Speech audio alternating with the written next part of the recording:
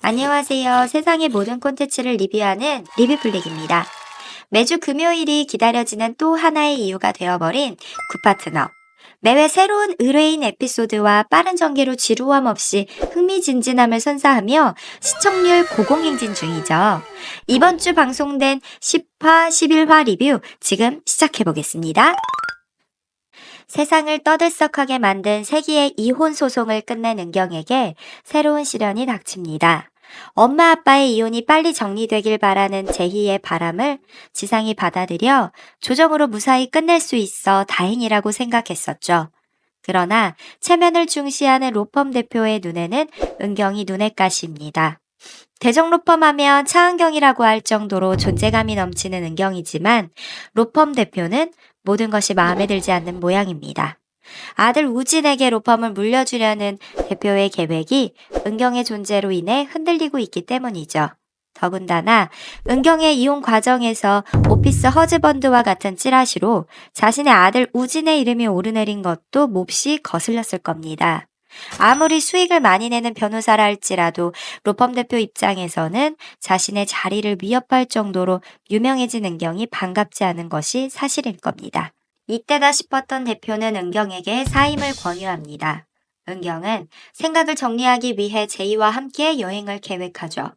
대표는 은경이 없어도 이혼팀이 잘 돌아갈 테니 걱정 말고 다녀오라는 말을 남기고 결국 은경은 제희와 둘만의 첫 여행을 떠나게 됩니다. 제희와 은경은 설레는 마음으로 여행을 떠나지만 첫 여행은 생각만큼 유쾌하지 않습니다. 출발하자마자 제희는 빵을 급하게 먹고 채기를 느끼는데 은경은 비상약을 준비하지 못해 당황하죠. 제희는 평소에 잘 체하기 때문에 아빠인 지상이었다면 분명 약을 챙겼을 텐데 은경은 이 사실을 전혀 몰랐던 겁니다. 겨우 캠핑장에 도착해 은경은 제이에게 라면을 끓여주려 하지만 제이는 파를 먹지 않습니다. 평소 제이의 식사는 지상이나 도우미 아주머니가 챙겼기 때문에 은경은 이런 사소한 것들도 알지 못했죠. 은경은 자신이 그동안 제이에게 얼마나 무심했는지를 깨닫고 깊은 좌절감에 빠집니다.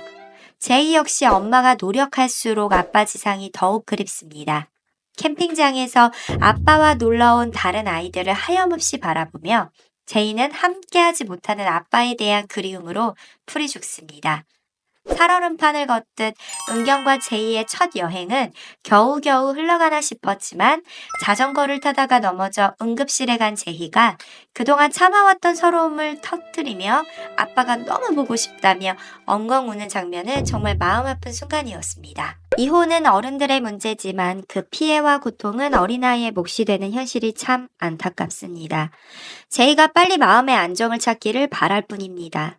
지상과 은경은 이혼했지만 제이를 위해 최선을 다해 노력해야 할 겁니다. 아이보다 더 중요한 가치는 없으니까요. 한편 로펌은 은경의 빈자리를 절실히 느끼며 긴박하게 돌아갑니다. 은경에게 배당되었던 사건들을 추가로 떠안은 은호와 유리의 어깨가 점점 무거워집니다.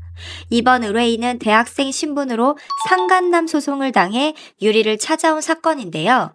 의뢰인의 소장에는 그가 내연남임을 증명하는 명확한 증거들이 가득했습니다. 문제 해결에 난항을 겪던 유리는 은경의 도움을 받을 수 없는 상황에서 우진에게 조언을 구합니다. 우진은 증거가 너무 완벽하다는 점을 지적하며 사건을 다시 들여다보라고 말합니다. 의뢰인은 허그허그라는 소개팅 어플에서 상대방 여성을 만났고 얼마 지나지 않아 상간남 소송을 당했습니다. 유리는 상대방 여성이 의도적으로 접근했을 가능성을 염두에 두고 확실한 증거를 찾기 위해 은호를 위장시켜 허그허그 어플에 회원으로 등록시킵니다. 놀랍게도 유리의 의뢰인을 소송한 여성은 여전히 어플에서 활동 중이었습니다. 은호가 위장 잠입하자 상대방 여성이 교묘하게 접근해 옵니다.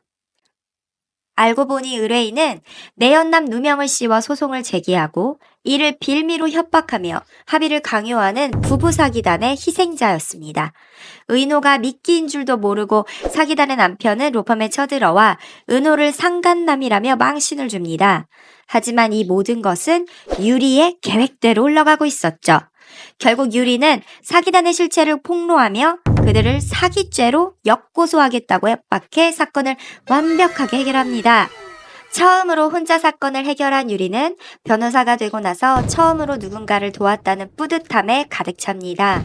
하지만 유리와 달리 은경은 자신이 아무도 필요로 하지 않는다는 좌절감에 빠져 있습니다.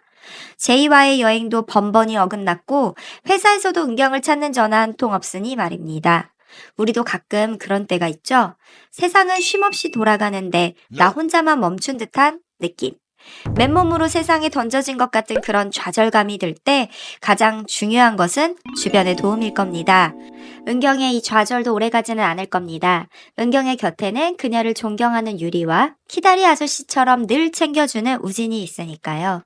아마도 의리로 똘똘 뭉친 대정로펌 이혼팀은 은경의 상황을 계기로 더욱 하나가 될 겁니다. 이들이 은경의 마음을 어떻게 위로하고 그녀의 자리를 지켜낼지 12화가 더욱 기대되는 굿파트너입니다. 영상을 시청해주셔서 감사합니다.